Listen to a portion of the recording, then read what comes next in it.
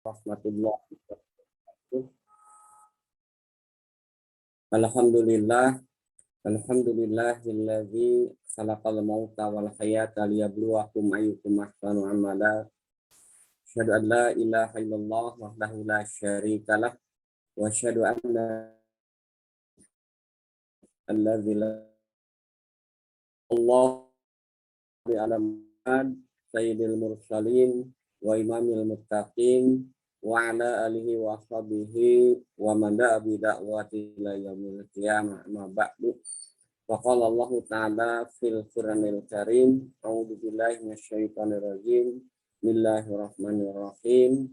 Law anna ahlal qura amanu wa taqaw lafatahna alaihim barakatin minas sama'i wal ardh walakin kazzabu fa akhadnahum bima kanu yaksubun. Al-ayah. Ikhwan akhwat rahimakumullah, para ustaz, ustazah, serta semua hadirin yang hadir pada kajian rutin kita malam ini. Kita bersyukur pada Allah Subhanahu wa taala karena kita masih diberikan nikmat oleh Allah Subhanahu wa taala, nikmat kesehatan, nikmat keimanan, dan terutama juga nikmat kita yang mungkin yang bisa hadir pada kesempatan malam ini itu terbebas dari musibah atau bencana. Tadi siang kita mendapat getaran ya, terutama yang di Jawa, kan, gempa kan yang cukup besar, dan kita sudah melihat mungkin di beberapa video kan, korban yang juga cukup banyak. Karena itu kita bersyukur kita dibebaskan dari bencana musibah tersebut, dan kita berdoa tentu kepada saudara-saudara kita yang hari ini mendapat musibah ya gempa, khususnya daerah Cianjur dan sekitarnya, diberikan kesabaran oleh Allah Subhanahu wa taala, dan bagi mereka yang meninggal diampuni segala dosanya oleh Allah Subhanahu wa taala. Baik, ikhwan akhwat rahimakumullah, terutama Ustaz Azhar, ya. Pada kesempatan malam ini kita insya Allah akan melanjutkan kajian kita terkait dengan pembahasan kitab Sistem Ekonomi Islam. Mohon maaf minggu lalu saya batal ya karena ada kendala teknis, kebetulan delay gitu kan, dari perjalanan di luar kota. Harusnya bisa sampai Bandung jam 7, tapi karena delay sampai Bandung jam 10 gitu. Akhirnya tidak bisa memenuhi apa istilahnya janji untuk mengisi kajian pada kesempatan malam ini, malam. Ya. Baik, pada malam ini kita insya Allah akan melanjutkan kajian kita jadi pada bab ini yang terakhir ya, saya kira, atau mungkin minggu depan kita lihat aja apakah selesai minggu ini. Ya. Kita akan membahas kalau di sini yang terkait dengan di kitab aslinya itu halaman 211, yaitu al-fakru ya, kemiskinan ya. Kemiskinan atau kefakiran ya. Dan tentu bagaimana solusinya menurut sistem ekonomi Islam. Ya. Baik, kita lihat yang pertama ya. Apa sih yang disebut dengan al-fakru ya, atau kemiskinan? Seperti biasa saya lihat supaya kita tidak keliru memahami dalam konteks bahasa Arab itu ada pengertian atau istilah secara bahasa dan ada istilah secara syar'i. Ya. Ada yang kadang-kadang istilah bahasa sama dengan istilah syar'i, tapi ada juga yang berbeda jauh kan. Dan ketika ada istilah syar'i tentu yang kita gunakan dalam konteks interaksi itu adalah istilah yang terkait dengan syar'i. Secara bahasa yang disebut dengan al-fakru ya, al-fakru fil lughah al-itiyad. Jadi secara bahasa yang disebut dengan al-fakru itu adalah membutuhkan. Sehingga dalam bahasa Arab disebutkan fakuro wat takoro tidak stagna, tidak stagna. Jadi katakan fakoro wa ibtakaro lawan kata dari istagna itu artinya tidak membutuhkan. Istagna itu maksudnya tidak membutuhkan atau kaya.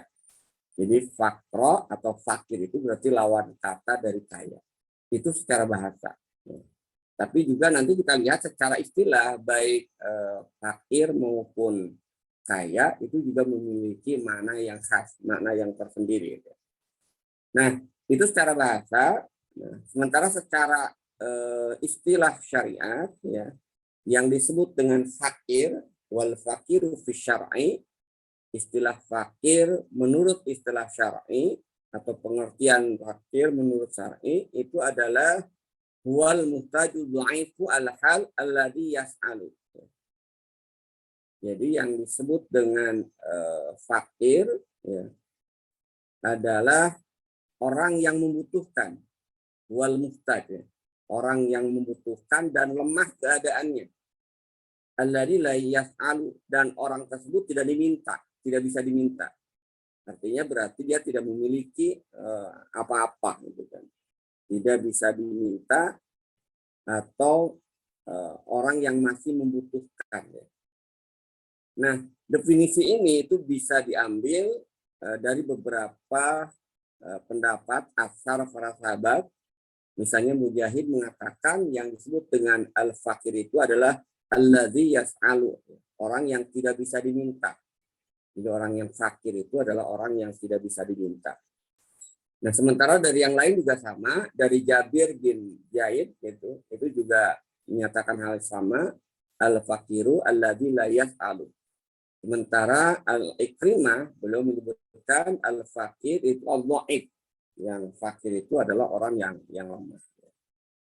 Nah, dari situ kita bisa melihat bahwa apa sih landasan. Tentu kalau kita berbicara terkait dengan apa istilahnya itu definisi syar'i, ya, istilah syar'i itu harus ada landasannya, itu kan harus ada landasannya. Ini beberapa landasan yang bisa kita ambil ya, dari ayat Al-Quran, bahwa yang disebut dengan sakit itu tadi orang yang tidak bisa diminta atau orang yang lemah dalam memenuhi kebutuhan pokoknya.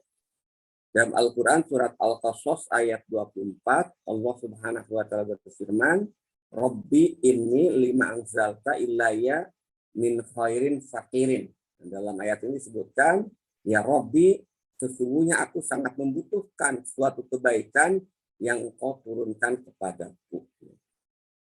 Kemudian juga dalam maksudnya, aku fakir, ya, diterjemahkan dalam ayat ini, ya, tafsir ayat ini.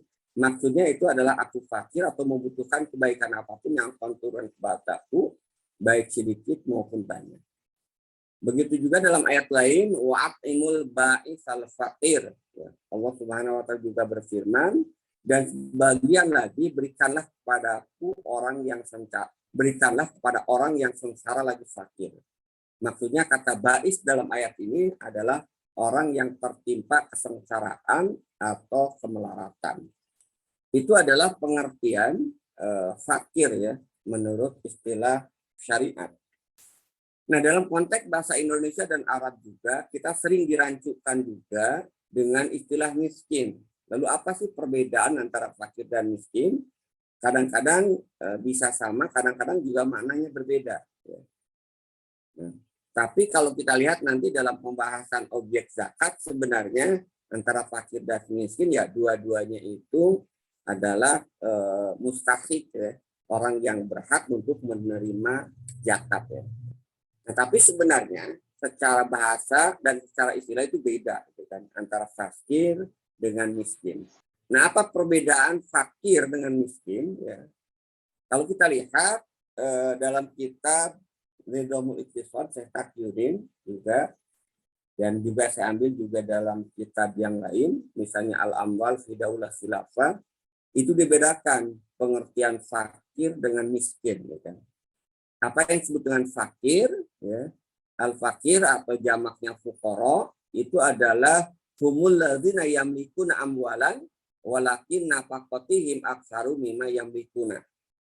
Jadi yang disebut dengan fakir itu adalah orang yang memiliki harta, termasuk di dalamnya pendapatan.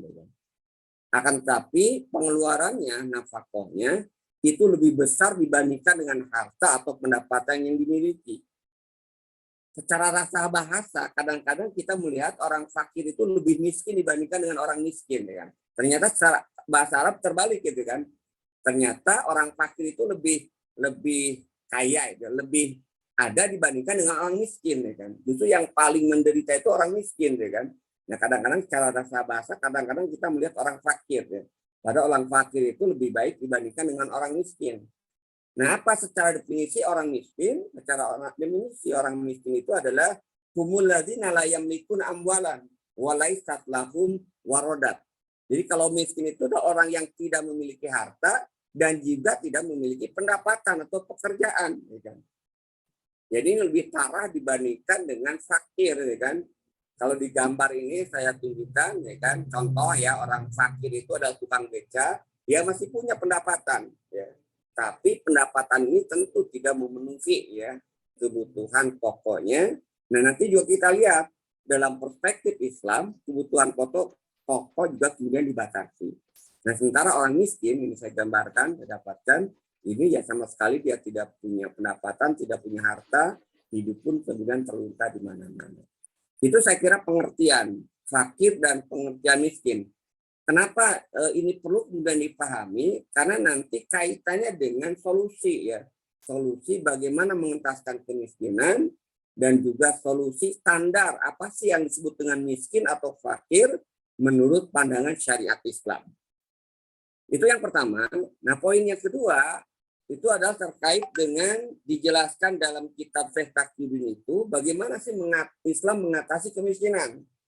Nah, sebelum menjawab bagaimana Islam mengatasi kemiskinan, Syekh Taqiyuddin dalam kitabnya itu menjelaskan dulu ya dua hal ya. Yang pertama, makna kemiskinan menurut kapitalis dan kekeliruannya, dan yang kedua, kemiskinan menurut Islam. Baru kemudian dijelaskan solusi untuk mengatasi kemiskinan dalam perspektif sistem ekonomi Islam. Nah, kita lihat yang pertama, apa sih definisi miskin menurut kapitalis dan kekeliruannya itu di mana? Nah, di dalam kitab Nizamul Iqtisad itu disebutkan ya, bahwa dalam sistem ekonomi kapitalis wa fi nizamil iqtisadil ra'sumali yaj'aluna al-faqra syai'an nisbiyan. Jadi dalam sistem ekonomi kapitalis, istilah atau makna miskin, fakir itu makna yang sifatnya relatif. Jadi miskin itu bisa berbeda-beda. Mungkin di satu negara bisa dikatakan seseorang miskin, di negara lain itu kemudian bisa tidak dikatakan miskin. Nah, menurut kapitalis yang disebut dengan miskin atau al-faqru, fakir, itu adalah adamul qudrah ala isba'il hajati min sil'in wa khidmatin. Jadi yang disebut dengan miskin atau fakir dalam sistem ekonomi kapitalis adalah ketidakmampuan memenuhi kebutuhan barang dan jasa. Nah, menurut Syekh Taqiyuddin, definisi ini keliru. Ya. Definisi ini keliru. Nanti kita lihat ada kritiknya.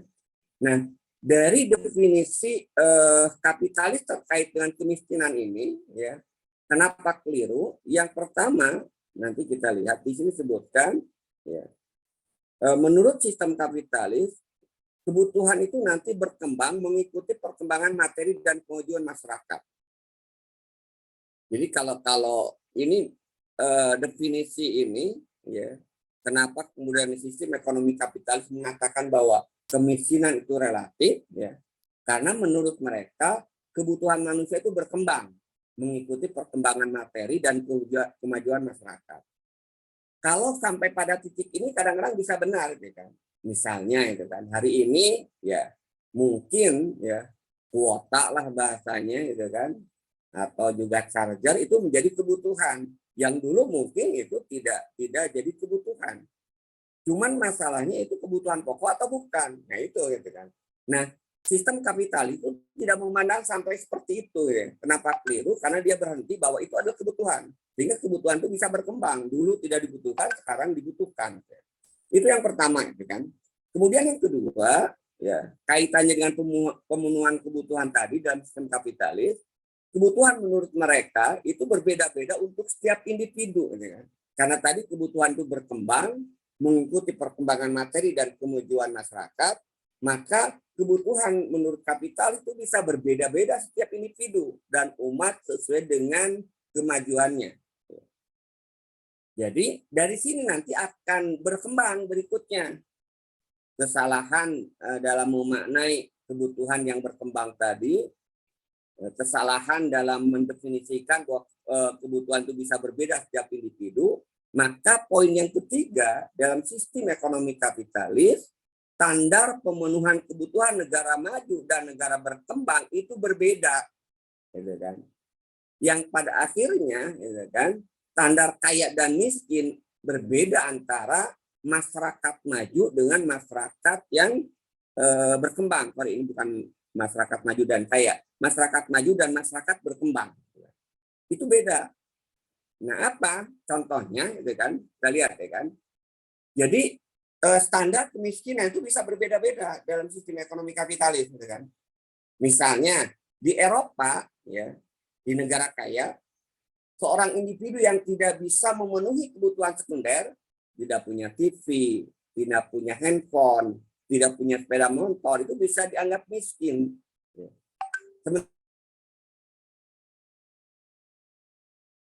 Sementara di Afrika yang memang identik dengan kelaparan, kalau kita saksikan hari ini, khilafah pada masa sahabat, ya, Aziz,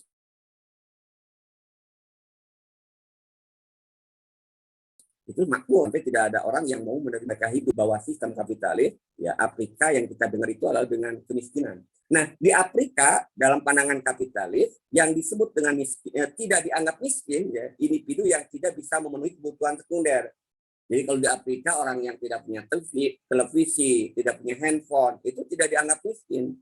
Sementara kalau di Eropa, Inggris misalnya, Belanda, mungkin tidak punya televisi dan HP itu dianggap miskin.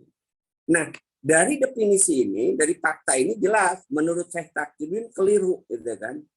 Keliru bahwa kemiskinan itu bersifat relatif, dan ini bahaya, gitu kan?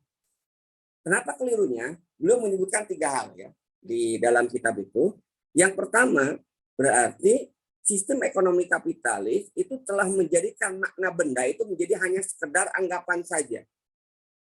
Jadi anggapan tadi ya, dibutuhkan atau tidak itu persepsi. Misalnya tadi, TV ini dibutuhkan atau tidak. TV ini bisa membuat seseorang menjadi miskin atau tidak, itu berarti persepsi, gitu kan. Padahal faktanya kalau kita lihat, itu adalah barang yang memiliki fisik, real, sehingga nanti standarnya itu juga sama, gitu kan. Apakah itu bisa menyebabkan seseorang miskin atau tidak? Ketidakan kepemilikan televisi atau handphone tadi, gitu kan. Tapi karena tadi mengatakan bahwa kepemilikan terhadap benda itu bersifat relatif, ya, benda itu hanya sekedar iktibar, bahasa aslinya anggapan, maka tadi akhirnya juga persepsi terkait dengan kepemilikan itu pun menjadi relatif, kan? Di Eropa yang tidak memiliki televisi dianggap miskin, di Afrika yang tidak memiliki televisi itu tidak dianggap miskin. Itu yang pertama, kelirunya, gitu kan. Yang kedua, ini dari sudut pandang syariat. Kenapa? Karena kalau kita bicara tentang Islam nanti berbicara terkait dengan syariat.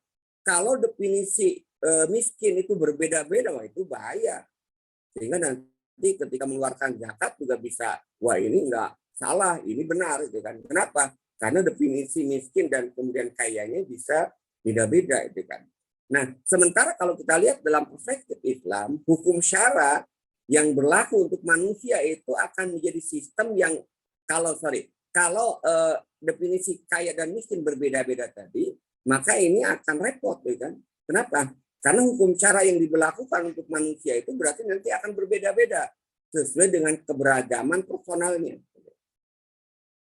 Padahal faktanya kalau kita bicara tentang hukum syara itu berlaku untuk semua manusia dimanapun, ya kan, dengan asumsinya bahwa dia itu sebagai individu, individu manusia yang memang memiliki karakteristik yang diciptakan oleh Allah Subhanahu Wa Taala. Itu jadi tiga poin ya, kekeliruan pandangan kapitalis menurut Syekh Taqiyuddin tentang makna atau definisi kemiskinan. Dan ini kalau kemudian dianggap relatif, akhirnya bahaya dalam perspektif hukum syara. Nah, lalu bagaimana pandangan Islam terkait dengan kemiskinan atau kefakiran? Ya. Islam atau kemiskinan, seperti itu masalah kemiskinan manusia dengan standar yang sama di negara manapun dan kapanpun. Jadi dari sejak zaman Rasulullah sampai hari ini definisi miskin menurut Islam sama. Begitu juga di negara manapun, baik negara Eropa maupun di Asia, negara berkembang, sama definisi miskin menurut Islam. Ya. Apa definisi miskin menurut Islam? Miskin menurut Islam di dalam penjelasan Syekh Taqiyuddin An-Nabhani itu adalah ketidak terpenuhinya kebutuhan primer secara menyeluruh. Dan di sini ada kata-kata miskin itu adalah seseorang yang tidak bisa memenuhi kebutuhan primernya, basic need-nya secara menyeluruh. Nah, problem berikutnya adalah Islam juga telah membatasi basic need. Islam juga telah membatasi kebutuhan pokok. Apa yang disebut dengan kebutuhan pokok? Dalam sistem ekonomi Islam, kebutuhan pokok itu adalah sandang, pangan, dan papan. Nah, ini saya kira definisi kemiskinan yang fit menurut Islam dimanapun, kapanpun, ya, warna kulit penduduknya merah atau putih, ya, di negeri yang kaya atau di negeri yang miskin, maka definisi kemiskinan itu sama. Nah, karena kita berbicara terkait dengan syariat, kalau kita berbicara terkait dengan syariat, kita berbicara terkait dengan dalil, lalu dari mana ya definisi atau makna kemiskinan di dalam Islam itu adalah seseorang yang tidak mampu memenuhi kebutuhan sandang, pangan, dan papan secara menyeluruh. Nah, kita bisa ambil dari ayat-ayat Al-Quran maupun dari hadis Rasulullah SAW. Dari ayat Al-Quran itu bisa kita lihat di dalam Al-Quran surat Al-Baqarah ayat 233. Ya. Dalam ayat tersebut ya, yang terkait Allah Subhanahu Wa Taala berfirman, dan kewajiban, yang artinya dan kewajiban ayah itu memberikan makan dan pakaian pada para ibu dengan cara yang ma'ruf. Nah, dari ayat ini berarti ada kata-kata makanan dan pakaian. Kewajiban memberikan makan dan pakaian. Kemudian dalam surat At-Tolak ada tambahan. Ini tempatkanlah mereka, para istri, dimanapun kamu bertempat tinggal sesuai dengan kemampuanmu. Nah, berarti yang ketiga atau tambahan. Tadi makanan, pakaian. Yang ketiga itu adalah tempat tinggal. Nah, dari sinilah dalam konteks hari ini, kan, bahwa definisi miskin itu adalah orang atau keluarga yang tidak bisa memenuhi secara sempurna sandang, pangan, dan papan. Nah, dengan definisi miskin yang fit ini, saya kira nanti juga mudah untuk mengatasinya. Standarnya juga jelas, gitu kan.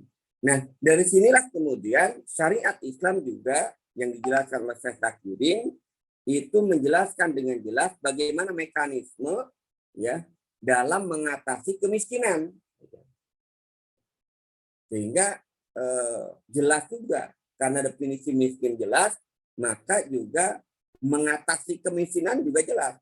Bayangkan tadi kan kalau kemiskinan menurut perspektif kapitalis kan. Orang yang punya handphone, itu dikatakan miskin. Orang yang tidak punya handphone di Eropa dikatakan miskin. Sementara di Asia itu dikatakan tidak miskin. Nah, bagaimana bisa teratasinya? Berarti nanti kalau di Eropa itu tidak bisa diatasi, ya artinya belum teratasi, ya. Kalau ada belum punya handphone, kalau di Asia itu sudah teratasi. Ini kan beda-beda. Nah, karena syariat Islam itu satu, tentu juga berlaku untuk segala kondisi, ya. Kecuali kalau ada dalil yang memang memalingkan atau membedakannya. Nah, kembali ke sini, lalu bagaimana mekanisme Islam dalam mengatasi kemiskinan? Yang pertama, ya, langkah-langkah individu ya dalam memenuhi kebutuhan pokoknya, syariat Islam itu mewajibkan setiap individu untuk memenuhi kebutuhannya sendiri dengan bekerja. Jadi ketika Islam nanti mewajibkan, ya, secara hukum syara setiap individu terpenuhi sandang, pangan, dan papannya, yang pertama itu adalah mewajibkan, dibebankan kepada dirinya sendiri yang berusaha untuk mendapatkan kebutuhan pokok tadi. Banyak ayat-ayat yang terkait dengan kewajiban bekerja, gitu kan?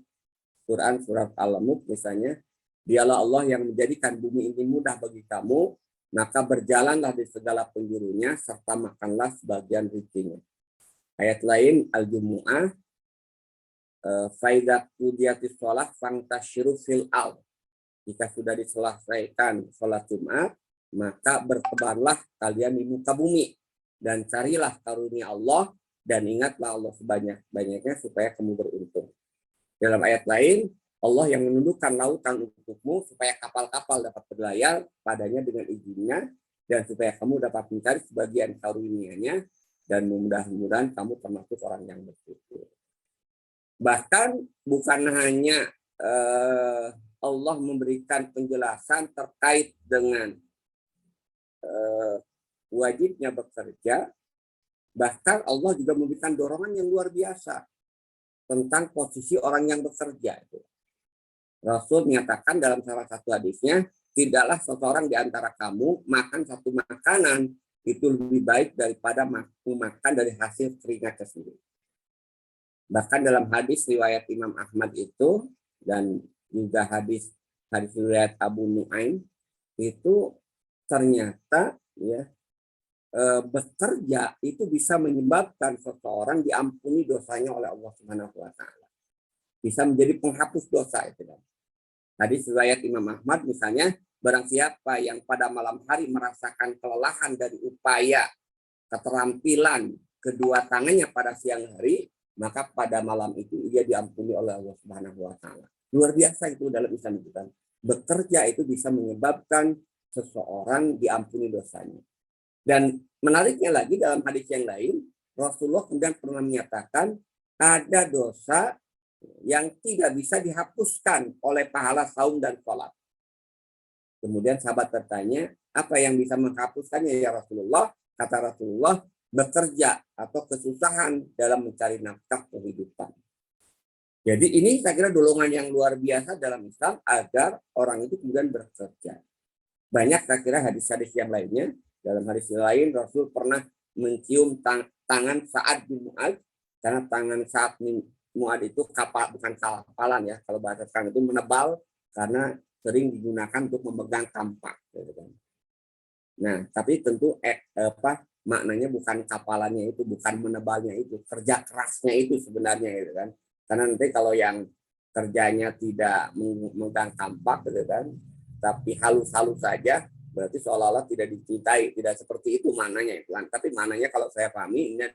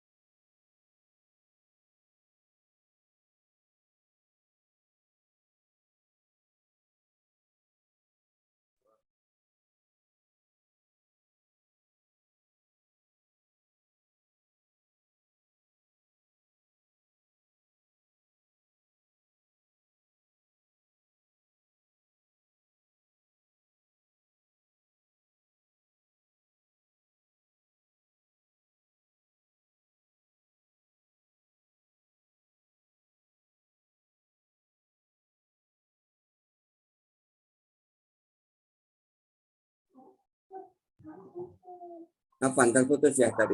Gimana kan?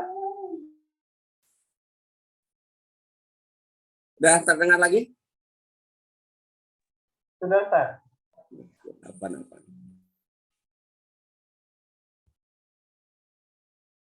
Baik, kita lanjutkan.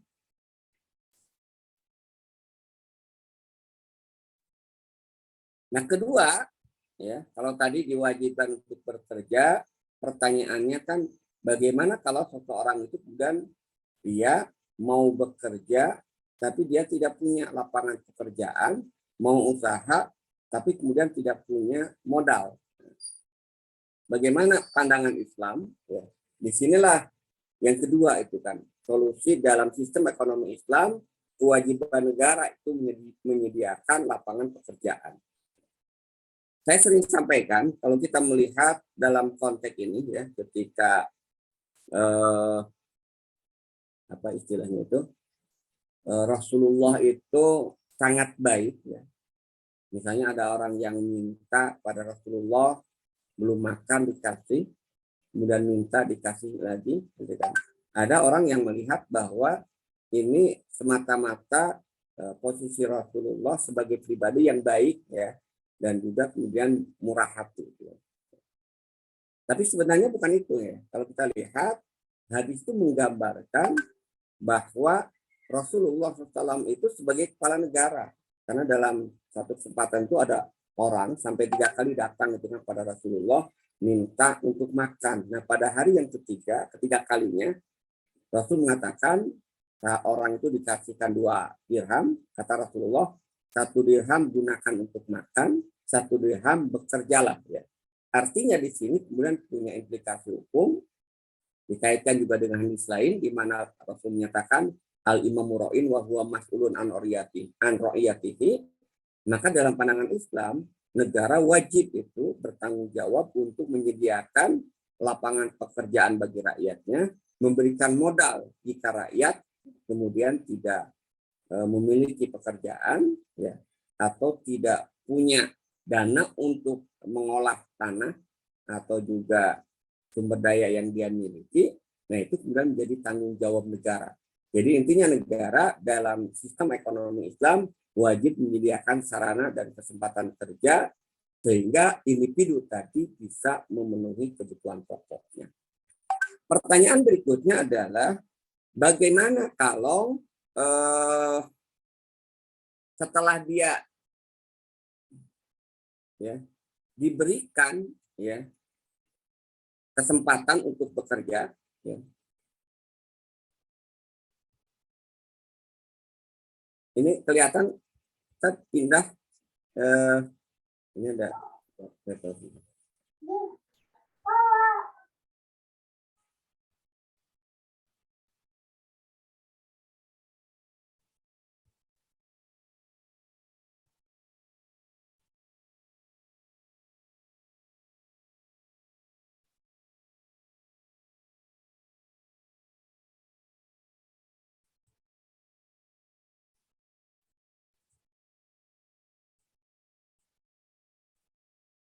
dah kelihatan tak jalan lagi? Kapan? Oh gitu. Oke, kapan? Baik. Berikutnya adalah bagaimana kalau seseorang itu setelah juga difasilitasi oleh negara, ya kan, agar dia bisa bekerja, tapi faktanya dia tidak mampu bekerja, gitu kan. Bagaimana caranya dia bisa memenuhi kebutuhan pokok tadi, ya. Nah, disinilah berikutnya, jika individu tidak mampu untuk memenuhi kebutuhan pokok, ya, setelah dikasih pekerjaan juga memang tidak mampu bekerja, ya, setelah dikasih modal juga memang tidak ada kemampuan karena terkait dengan fisik maupun faktor yang lainnya, maka dalam kondisi seperti ini kewajiban untuk memenuhi ya kebutuhan pokoknya sandang, pangan, dan papan itu kemudian turun atau beralih kepada ahli waris. Ya. Jadi jika seseorang tidak mampu, maka Islam mewajibkan kepada kerabat terdekat ya yang memiliki hubungan darah atau yang disebut dengan ahli waris. Dalilnya apa? Al-Quran surat Al-Baqarah ayat 233 di mana Allah Subhanahu wa taala berfirman, Wa 'alal mauludi lahu rizquhunna wa kiswatuhunna bil ma'ruf. Dan kewajiban ayah memberikan makan dan pakaian kepada para ibu dengan cara yang ma'ruf. Nah, dari sinilah kemudian diistinbat siapa yang punya kewajiban ya menafkahi seseorang yang tidak mampu tadi. Pertama, berarti seorang istri dia wajib dipenuhi nafkah ya oleh suaminya.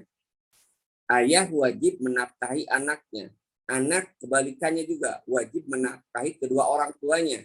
Dan yang ketiga, yang keempat, ya ini yang menjadi titik penting dalam Islam, ya, negara berhak memaksa bagi ahli waris orang yang kaya tadi, yang dia kemudian punya kewajiban untuk bisa memberikan nafkah kepada yang berhak untuk tanggungan menjadi tanggungannya, tapi dia lalai.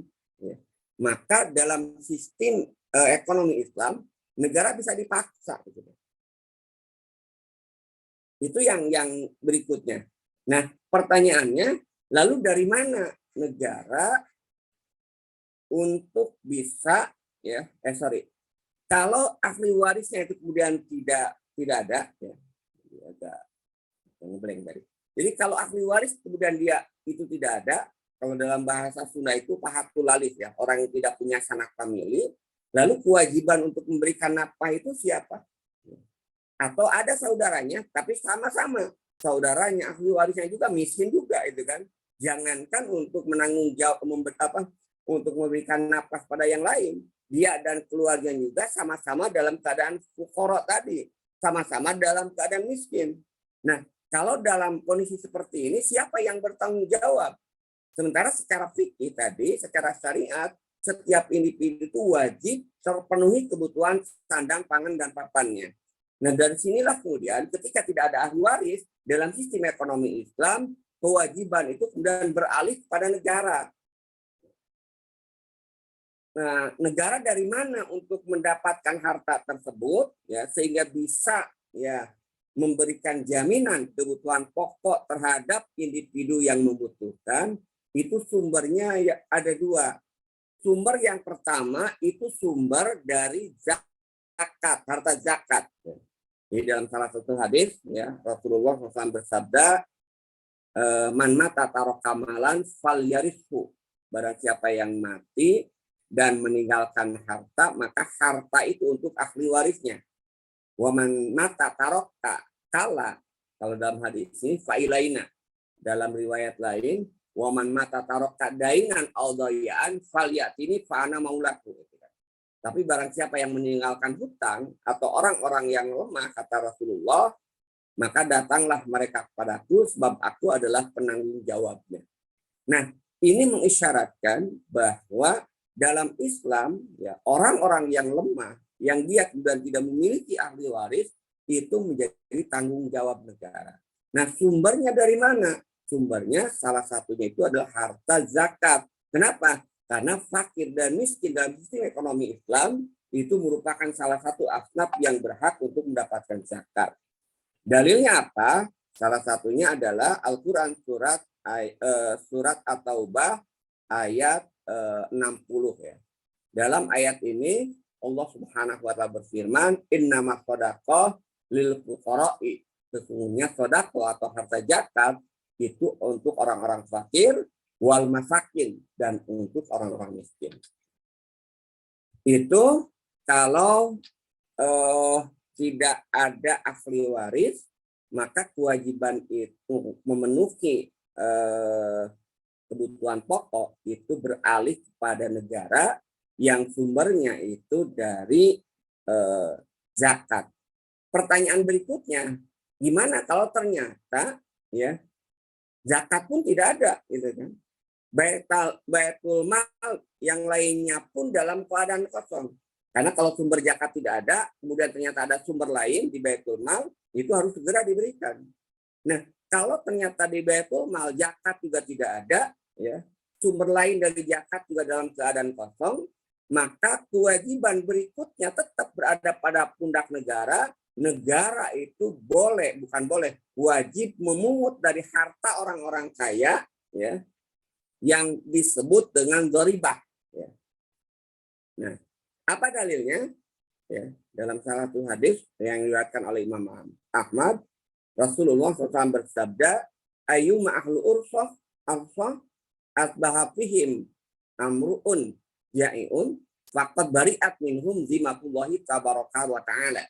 Kata Rasulullah, siapa saja yang menjadi penduduk suatu daerah di mana di antara mereka terdapat seseorang yang kelaparan, maka Allah telah mencabut pelindungan terhadap mereka. Nah, ini menunjukkan bahwa ketika Baitul Mal kosong, ketika harta zakat tidak ada, maka kewajiban untuk memenuhi kebutuhan orang fakir itu kembali kepada umat Islam, ya. Dan negara akan mengkoordinir dengan cara apa? Dengan cara memungut yang disebut dengan doribat, ya. Yang mirip dengan pajak, tapi bukan pajak. Dalam hadis lain bahkan secara tegas Rasulullah menyatakan, ya, ma'aman nabi man bata syab'an wajarahu jai'an ila jambihi wa huwa ya'lam. Ini menggunakan ancaman yang luar biasa. Maknanya tidak sempurna sebenarnya. Tidak beriman seseorang kepadaku, kata Rasulullah, siapa saja yang tidur dalam keadaan kenyang sedangkan tetangga di sampingnya itu kelaparan sementara dia mengetahui.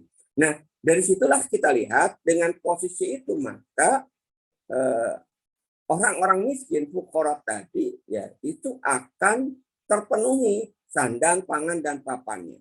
Baik orang yang miskin karena jompo, baik orang miskin karena memang dia cacat, gitu kan? Orang miskin karena dia anak-anak yang memang dia tidak bisa bekerja dan tidak ada ahli warisnya tadi, semuanya itu mendapat jaminan dari Islam, yaitu apa? Nanti yang akan diberikan oleh negara sehingga mereka semua bisa hidup dalam keadaan yang terpenuhi kebutuhan pokoknya. Kita kan beberapa bulan yang lalu itu kan sempat dihebohkan, kan? Sempat dihebohkan, bahkan juga lagi-lagi umat Islam yang menjadi apa istilahnya itu tuduhannya, ya. Jadi ada Kompas, itu media Kompas, ada orang yang mati kelaparan, orang mati di rumah yang diindikasikan kelaparan, gitu kan, 4 orang di rumah itu, gitu kan. Nah, sampai sekarang saya belum baca perkembangannya, apakah betul karena kelaparan, karena faktanya ya di sana juga ada harta yang lain yang dimilikinya. Tapi yang menarik itu adalah tadi itu kan, ada kemudian tulisan yang dibuat oleh Kompas itu, padahal itu kan orang yang mati itu non-muslim, di lingkungan yang mayoritas juga non-muslim. Tapi Kompas itu menyebutkan justru malah umat Islam seolah-olah yang disalahkan, ya kan. Orang yang berhaji katanya tidak peduli terhadap tetangga, ya kan. Padahal kan konteksnya itu dikaitkan dengan contoh itu. Padahal kalau kita lihat, lagi-lagi yang disalahkan umat Islam, itu kan. Padahal kalau kita lihat, yang meninggal itu adalah non-muslim di lingkungan yang mayoritas non-muslim, tapi yang disalahkan itu adalah ajaran Islam. Jadi seolah-olah selalu ajaran Islam itu dalam kondisi tertuduh.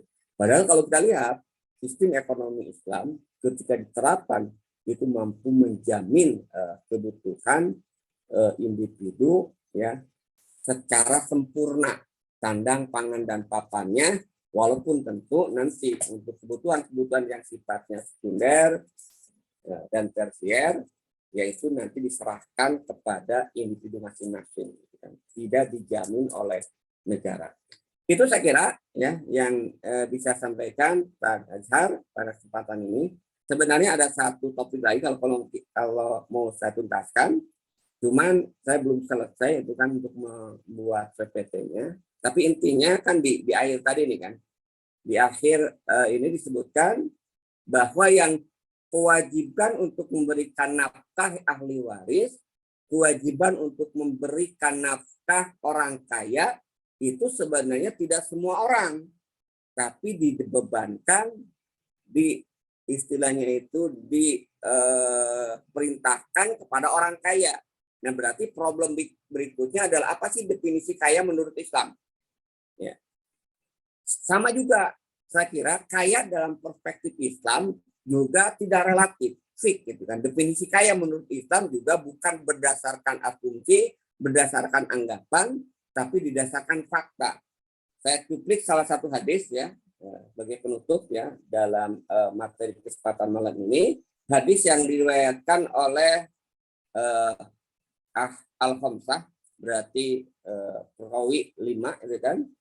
Rasulullah SAW bersabda dalam hadis ini, mamin ahadin yas'alu mas'alata huwa anha ghaniyun illa ja'at yaumal qiyamah kaduhan au khudushan au khumusan fi wajhihi.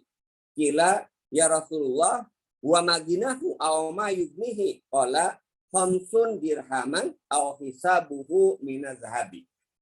Dari sini nanti ada dua implikasi hukum terkait dengan hadis ini. Pertama, makna kaya. Yang kedua adalah hukum bagi orang-orang kaya yang meminta-minta. Dalam hadis ini disebutkan, mamin ahadin yas'alu mas'alatun wa huwa anha ghaniyun. Tidak seorang pun yang meminta-minta, padahal ia itu orang kaya, maka pada hari kiamat, kata Rasulullah, ia akan datang dalam keadaan mukanya luka, terkoyak dan terkelupas. Nah, sahabat kan ngeri kan ketika mendapat pernyataan itu. Khawatir dia termasuk orang yang kaya, dengan mungkin kan. Nah, kemudian sahabat bertanya, ya Rasulullah, apa sih seseorang itu dapat dikatakan kaya, atau apa yang menyebabkan seseorang itu pantas dikatakan kaya? Nah, kata Rasulullah, orang kaya itu adalah dia memiliki 50 dirham, ya, atau yang setara dengan emas, ya. Berarti sama dirham atau setara dengan itu 50 dirham. Nah, kalau dirham itu kan 50 dirham itu kurang lebih sekitar 100 atau juga sama emas perak tadi. Nah, tapi dalam hadis ini adalah kelebihan, setelah dia punya rumah, setelah dia punya kemudian sandang, sandang ya, pakaian untuk dia dan keluarganya terpenuhi sandang pantapan, masih kemudian ada ya harta senilai 50 dirham, maka dalam pandangan Islam dia sudah termasuk dalam kategori kaya. Nah, berarti ya ketika ya ada ahli warisnya yang perlu ya mendapatkan bantuan, maka kalau dia tidak memberikan bantuan tersebut, dia termasuk orang-orang yang berdosa. Itu barangkali ya bagi penutup ya pada kesempatan malam ini terkait dengan makna kemiskinan, miskin, dan solusi menurut sistem ekonomi Islam yang dijelaskan oleh Syekh Taqiyuddin An-Nabhani dalam kitab Sistem Ekonomi Islam. Itu barangkali Bung Azhar, saya kembalikan ke Ustaz Azhar, gitu kan, Bung dan Ustaz. Kalau ada yang mau didiskusikan dari para hadirin wal hadirat rahimahullah. Assalamualaikum warahmatullahi wabarakatuh. Waalaikumsalam warahmatullahi wabarakatuh. Alhamdulillah Bapak Ibu jemaah sekalian, telah sama-sama barusan kita mendengarkan sekaligus menyaksikan pemaparan dari guru kita Ustaz Arif Nasir seputar hukum kemiskinan atau al-fakir ya.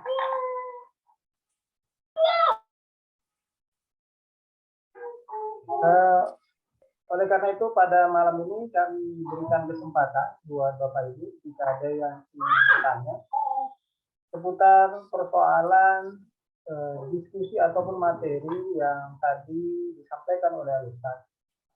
Tema kita seputar hukum kemiskinan dan solusi Islam mengatasinya. Jika ada pertanyaan, silakan bisa melalui kolom chat, nanti akan kami bacakan atau langsung raise hand bertanya kepada Ustaz.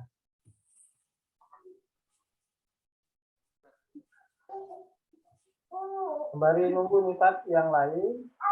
Kalau melihat realitas Ustaz di Indonesia, tadi ada poin yang sebelum sesi terakhir Ustaz menyampaikan bahwa ada kemiskinan itu disebabkan karena faktor usia. Ya, faktor usia tadi dicontohkan ada jompo, kemudian usia yang mungkin masih anak-anak ya. Secara produktivitas pasti kalah dengan orang-orang yang usianya lebih produktif, mungkin masih muda ya. Lantas Ustaz juga tadi menjelaskan solusi untuk mengatasi Islam ya, mengatasi kasus-kasus kemiskinan yang disebabkan oleh faktor usia ini. Tapi kalau melihat realitas Indonesia, yang miskin itu bukan hanya sebatas kalau kita lihat ya yang faktor usia, bahkan negeri ini kaya raya, makmur, dari Aceh sampai Papua kita lihat seluruh kekayaan itu hampir tidak ada di negara yang lain atau di negeri yang lain. Ternyata miskinnya lebih banyak, bahkan mayoritas ya kita.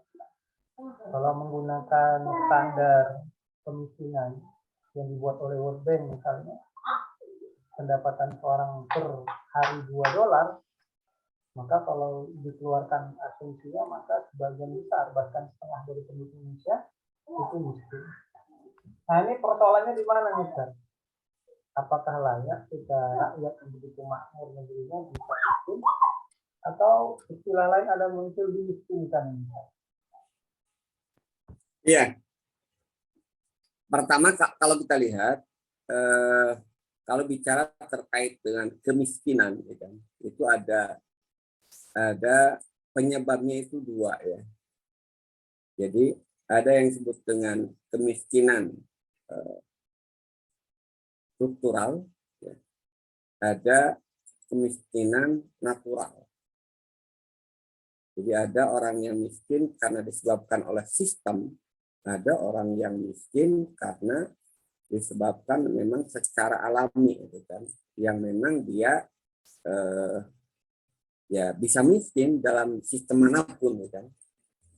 Jadi ada kemiskinan yang sifatnya natural, jadi di sistem manapun dia akan jatuh miskin, gitu kan. Apa itu yang saya katakan tadi, gitu kan. Jadi yang saya contohkan tadi, dalam sistem apapun, orang jompo, gitu kan, anak-anak yang memang dia tidak bisa mampu bekerja, atau orang yang istilahnya itu lumpuh ya, penyakit ya, atau yang lainnya ya, lumpuh, atau termasuk juga mungkin orang yang majnun, gitu kan, ya dia akan miskin di sistem manapun ya. Kenapa? Karena ya dia tidak ada, kecuali kalau ada warisan lain ya, dia tidak bisa mendapatkan harta melalui bekerja. Nah, ini yang disebut dengan sistem kemiskinan. Kemiskinan yang sifatnya alamiah. Yang kedua ada kemiskinan yang sifatnya struktural, kemiskinan yang dimiskinkan oleh sistem. Nah, yang kita di Indonesia itu seperti yang disampaikan oleh Ustaz Azhar tadi, itu kebanyakan itu kemiskinan struktural, dimiskinkan mereka sebenarnya oleh sistem. Kenapa? Karena banyak kebijakan negara yang justru berpihak kepada kapitalis. Kan. Contoh ya, hari ini kan kita masih dihebohkan, euforia itu kan, dengan adanya G20. Pertemuan G20 banyak yang memuji-muji itu kan, Indonesia sebagai tuan rumah penyelenggaraan dan sekaligus juga pimpinan G20 gitu kan, presiden negara G20 gitu kan. Nah, ternyata kalau kita lihat itu kelihatan G20 itu adalah dibentuk untuk memiskinkan sebenarnya negara-negara berkembang. Gitu. Kenapa bahasa saya untuk memiskinkan? Ya karena kalau kita lihat G20 itu adalah dibentuk oleh negara-negara kaya dengan 3 tujuan. Tujuan pertama adalah tempat dia untuk investasi dana yang dimiliki ya. Dengan jalan apa? Dengan eksplorasi sumber daya alam yang ada di negara-negara berkembang. Yang kedua, itu adalah negara yang memiliki jumlah penduduk besar, ya kan? Sehingga itu menjadi pasar bagi produk-produk yang dihasilkan oleh negara-negara G7 tadi. Dan kadang-kadang juga produknya itu produk di negara itu juga, gitu kan. Tapi yang menguasainya mereka. Gitu. Dan yang ketiga, tujuan G20 itu dibentuk oleh G7 negara yang kaya 7 itu untuk mendapatkan upah buruh yang murah. Nah ini kan proses pemikiran sebenarnya. Nah salah satu kebijakan, makanya salah satu kebijakan di G7 tadi kan meminta semua negara itu menghapus subsidi BBM. Nah, penghapusan subsidi itu kan sebenarnya proses membuat orang miskin. Pemiskinan secara struktural. Kenapa? Karena dengan subsidi dicabut, ya, ini sebenarnya itu adalah memuluskan agenda sebelumnya, yaitu liberalisasi migas di sektor hulu, ya, yang sudah sempurna tuntas. Sementara di sektor hilir belum tuntas, mereka belum kemudian menguasai sepenuhnya. Kenapa? Karena masih terhalang subsidi. Nah, dengan adanya subsidi ini kemudian dicabut, maka mereka bisa meraup keuntungan yang sebesar-besarnya. Nah, dampaknya apa terhadap rakyat? Dampaknya terhadap rakyat itu adalah harga BBM naik, gitu kan? Dan mereka sudah bisa dipastikan bakal memunculkan orang-orang miskin baru, ya. Kenapa? Karena tadi tidak mampu kemudian memenuhi kebutuhan pokoknya. Dampak dari kenaikan BBM itu kan berdampak juga kepada harga-harga yang lainnya gitu. Nah, ini contoh itu kan. Jadi kemiskinan yang banyak di kita itu bukan kemiskinan natural, tapi kemiskinan struktural. Kemiskinan yang disebabkan oleh kebijakan sistem ekonomi kapitalis yang pro terhadap para kapital. Itu saya kira ya.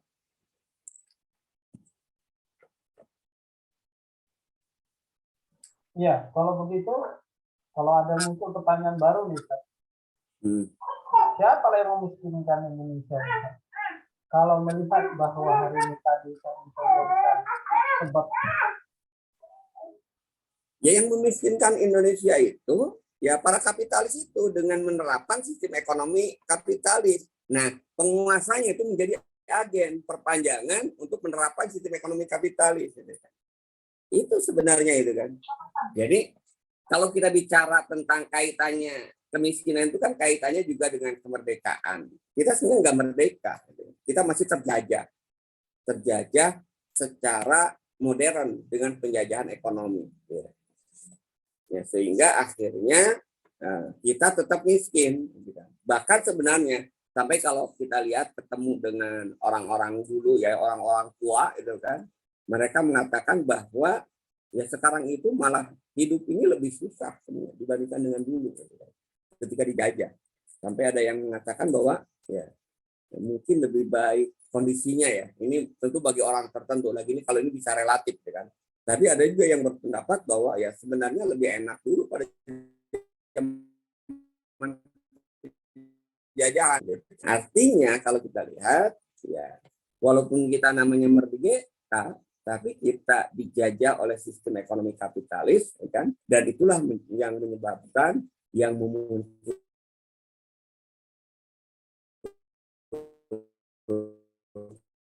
orang-orang duitnya, orang-orang miskin. Ya. Artinya pabrik atau yang bisa kemudian menghasilkan orang-orang miskin. Contoh misalnya yang kemarin kan sempat heboh juga kan di Cadas, ya kasus Cadas Jawa Tengah gitu kan. Itu kan karena kepentingan kapitalis ya, mereka kan jadi miskin sampai mereka demo kemudian berjilid-jilid. Itu contoh itu. Jadi yang memproduksi kemiskinan itu adalah sistem kapitalis. Nah, siapa pelaksana sistem kapitalis? Yaitu mereka yang hari ini ya menggunakan dan menerapkan sistem kapitalis untuk mengatur perekonomian negara. Masya Allah. Jadi ini selaras Ustaz dari pertanyaan dari Bu Rahma Khairani. Jadi beliau bertanya juga bahwa kapitalisme lah yang menciptakan kemiskinan. Sementara perputaran ekonomi adalah kebutuhan kapitalisme. Jadi beliau menanyakan bagaimana kalau begitu cara kapitalisme mempertahankan diri atau mempertahankan ideologi mereka. Ya, jadi kalau kita lihat kan bagaimana cara kapitalisme mempertahankan dirinya, ya kan? Itu kan sebenarnya bukan dalam kapitalisme itu ada yang disebut dengan tambal sulam. Jadi sistem ekonomi kapitalis bisa bertahan sampai hari ini, ya, walaupun sistemnya rusak. Sebenarnya faktornya dua. Yang pertama dalam sistem ekonomi kapitalis ada istilah tambal sulam. Tambal sulam itu adalah dalam kondisi tertentu mereka bisa melanggar ya apa yang menjadi komitmen fikrohnya, komitmen pemikirannya. Misalnya itu kan, dalam sistem ekonomi kapitalis, subsidi itu kan sesuatu yang dilarang, yang diharamkan, gitu kan.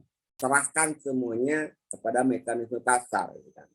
Nah, tapi ketika itu kemudian membahayakan eksistensi kapitalisme itu sendiri, maka muncul yang namanya BLT. Jadi BLT itu sebenarnya, atau juga ada yang, nah pertanyaan berikutnya itu kan, ada NGO-NGO yang diciptakan oleh mereka untuk membantu kemiskinan, sebenarnya agar apa? Agar kapitalisme tetap bertahan. Karena kalau semua orang miskin tidak bisa bekerja, kan tidak ada yang menggerakkan roda ekonomi kan. Pabrik-pabrik nggak ada. Nah, disitulah kemudian muncul ya yang saya katakan tadi, yang disebut dengan tambal sulamnya. Misalnya ya, nanti ada tadi contoh subsidi. Subsidi langsung maupun juga subsidi tidak langsung gitu kan. Misalnya di Amerika Serikat pernah juga itu kan ketika dihadap lembaga keuangan dihadapkan pada krisis gitu kan, agar bank itu kemudian tetap bisa eksis, maka ada bantuan yang disebut dengan bailout gitu kan. Jadi untuk individunya ada yang disebut dengan BLT, bantuan langsung tewas, sering saya katakan gitu. Nah, untuk lembaga keuangannya ada yang disebut dengan bailout, ya kan? Support dana terhadap lembaga keuangan. Nah, ini kan sebenarnya haram dalam tanda kutip ya. Itu tidak boleh dalam konteks pemikiran sistem ekonomi kapitalis. Ya. Tapi karena kalau itu tidak dilakukan, membuat sistem kapitalis akan ambruk, ya, maka mereka keluar dalam konteks sistemnya, fakemnya, maka dalam jumlah dan batas tertentu mereka kemudian memperbolehkan subsidi. Itu yang pertama ya. Kenapa kemudian sistem kapitalis itu kemudian masih sampai sekarang tetap bertahan walaupun berulang kali terkena krisis ya yang terjadi. Yang kedua, belum ada sistem penggantinya gitu kan. Jadi ya karena kita terus aja gitu kan, negeri-negeri kaum muslimin yang harusnya tadi saya katakan ya solusinya itu adalah dengan menerapkan sistem ekonomi Islam, mereka belum ada yang berpaling pada sistem ekonomi Islam ya. Karena penguasanya itu penguasa yang memang menganggap Islam itu ancaman gitu kan. Ya. Tidak ada yang kemudian mau menerapkan sistem ekonomi Islam secara kafah, dan mereka masih tetap kemudian menggunakan sistem ekonomi kapitalis itu sebagai tambal sulamnya. Akhirnya apa? Ya tetap. Akhirnya kemudian sistem kapitalis tetap bertahan, ya kan. Jadi dua lah intinya. Pertama tambal sulam, dan yang kedua penyebabnya itu tetap bertahan karena memang belum ada sistem alternatif yang diterapkan di negeri-negeri kaum muslimin khususnya.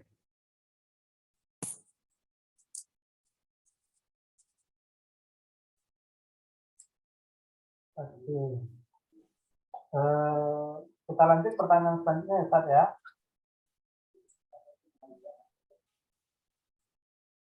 Cukup Ustaz? Kita lanjut. Ya. Nah, ya. Oke. Jadi kalau begitu dari pertanyaan Bu Rahma Khairani dan Mas atau Bapak ya, yoga sudah terjawab tadi ya. Kemudian ini ada pertanyaan selanjutnya Ustaz dari Bu Karmia Mila. Apa Ustaz? Bagaimana dengan hukum wanita bekerja? Mungkin bekerja di luar ataupun di dalam rumah ya. Mungkin ini maksudnya fakta dalam sistem sekarang ini kebutuhan sekunder dan tersier semakin banyak, ditambah dengan biaya pendidikan dan kesehatan semakin tinggi. Nah, bagaimana kalau wanita atau istrinya membantu suami untuk menutupi kekurangan nafkah? Ya, baik. Sebelum ke Ustaz Karmiladi ya, ke yang Pak Yoga dulu sedikit saya tambahkan. Jadi kenapa kemudian banyak NGO yang bergerak di bidang apa istilahnya itu menggalang dana untuk kemiskinan, tapi tetap aja kemudian juga kemiskinan itu tetap naik gitu kan. Ya tadi karena pabrik kemiskinan terus diciptakan, tidak dihentikan. Jadi saya pernah dapat informasi ya, dan itu pernyataan langsung dari ketua direktur ya, kalau sekarang itu ada disebut dengan direktur lembaga zakat lah. Dia katakan tiap tahun ya dana zakat itu semakin naik, meningkat jumlahnya itu kan, tapi orang miskinnya bukan semakin berkurang, orang miskin malah terus bertambah.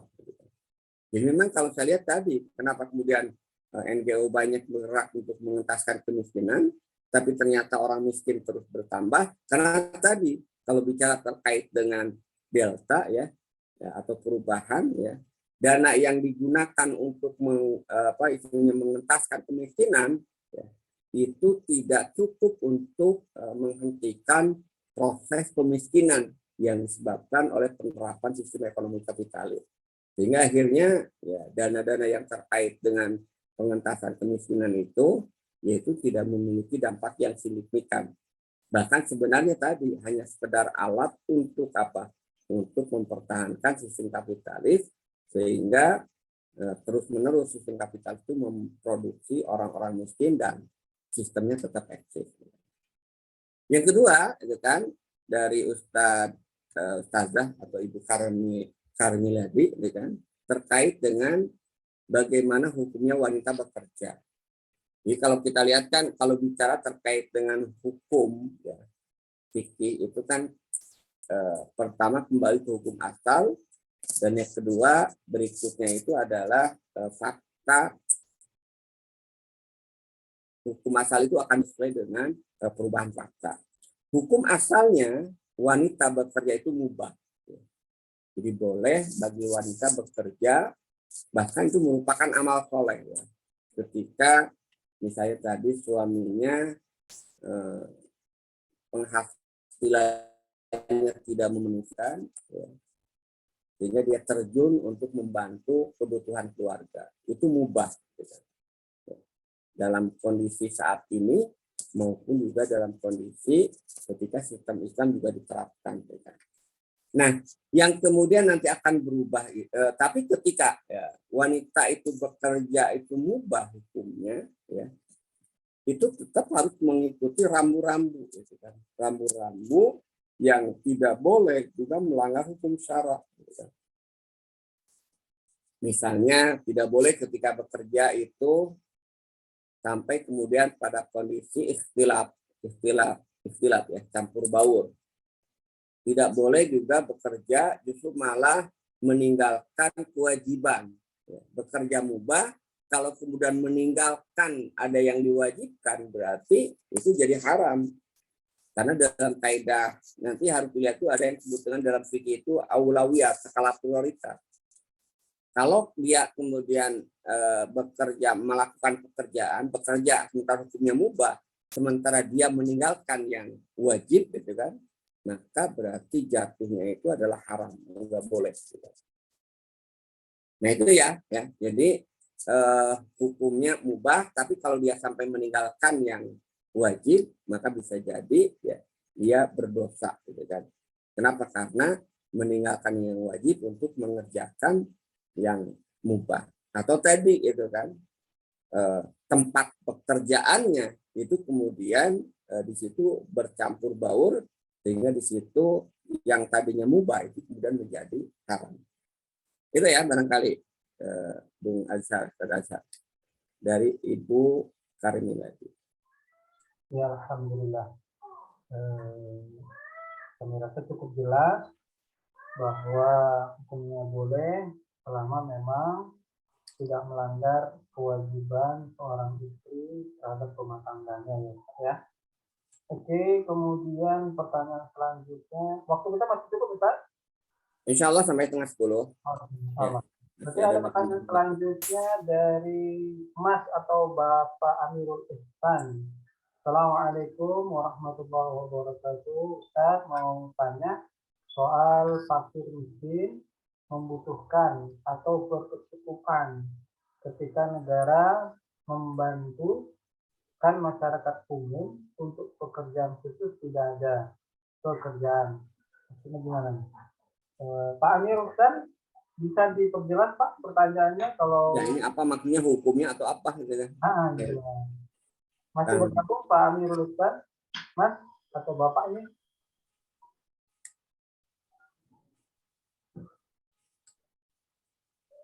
Mungkin belum bergabung, kita ending dulu, nanti kalau sudah bergabung kita akan. Pertanyaan selanjutnya Ustaz ya, ini dari Muhammad Saifuddin. Ustaz, ada 2 pertanyaan. Yang pertama, kalau pribadi muslim, kalau begitu ya, pribadi muslim harus menjadi orang kaya atau boleh hukumnya Ustaz? Atau boleh-boleh saja, maksudnya wajib apa mubah Ustaz menjadi orang kaya? Nah, gitu Ustaz. Yang kedua, kalau di kapitalis ada slogan, jika Anda lahir miskin itu salah Anda. Tapi kalau Anda mati miskin itu salah Anda. Bagaimana slogan itu tersebut? Apakah ini salah? Bagaimana Islam memandangnya? Yang pertama ya, ini memang kadang-kadang suka ada yang mengatakan bahwa umat Islam itu wajib kaya. Kenapa? Karena wajib zakat, wajib haji. Ya. Nah itu saya kira pernyataan yang keliru gitu kan. Jadi kaya dan miskin itu sebenarnya bukan kewajiban, bukan wajib kaya atau wajib miskin gitu kan. Yang diwajibkan oleh Allah itu adalah usaha, bekerja gitu kan. Kenapa? Karena kalau bicara tentang rezeki itu kan nisbahnya langsung ke Allah. Allah yang memberikan rezeki gitu kan.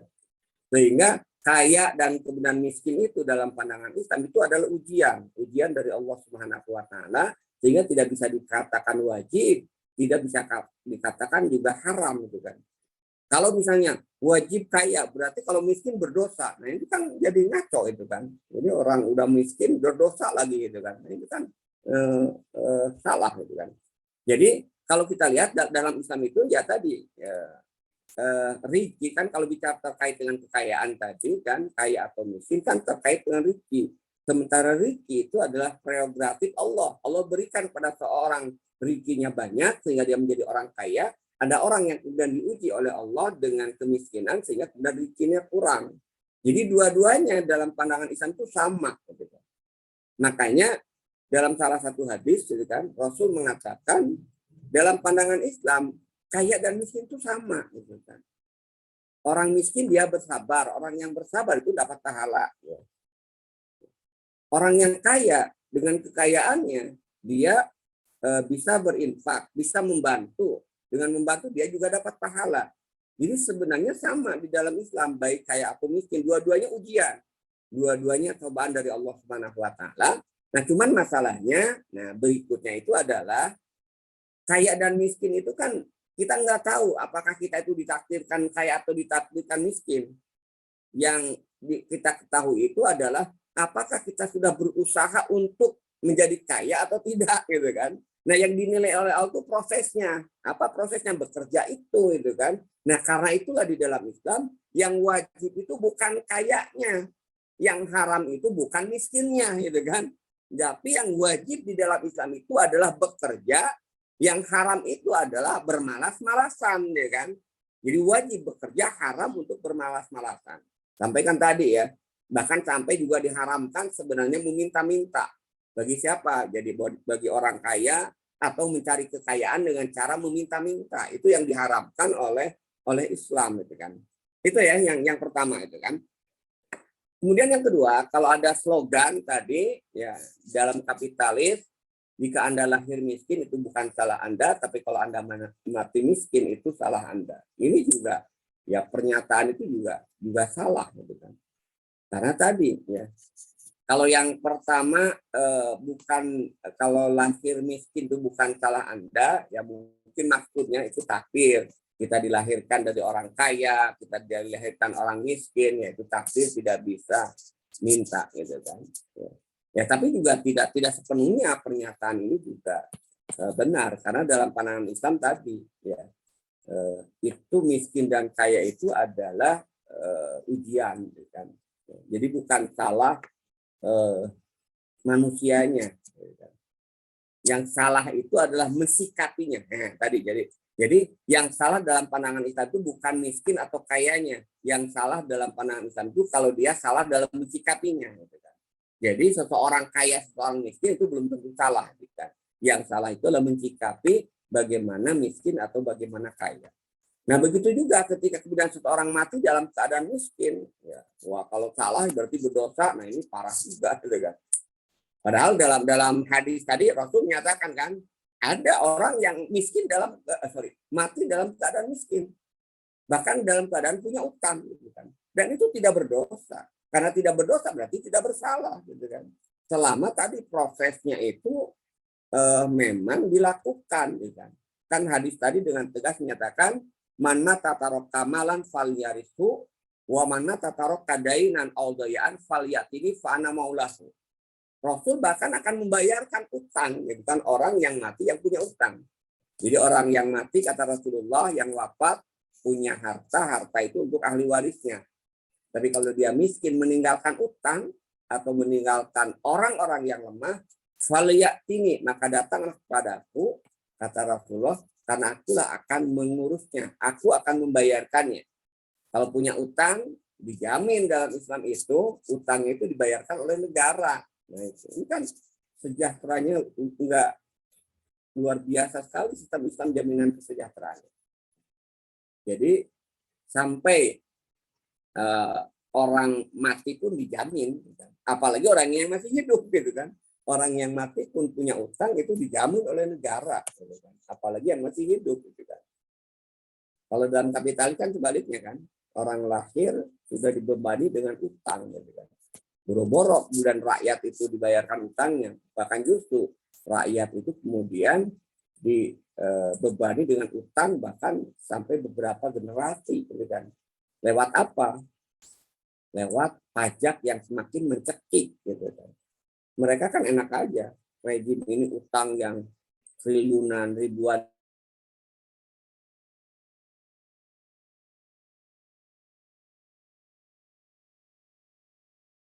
Ya, ketika sistem ekonomi Islam tidak menerapkan sistem ekonomi kapitalis. Itu ya. Kali ya. Saifuddin. Ya. Kami rasa cukup jelas tadi ya. Ada pertanyaan.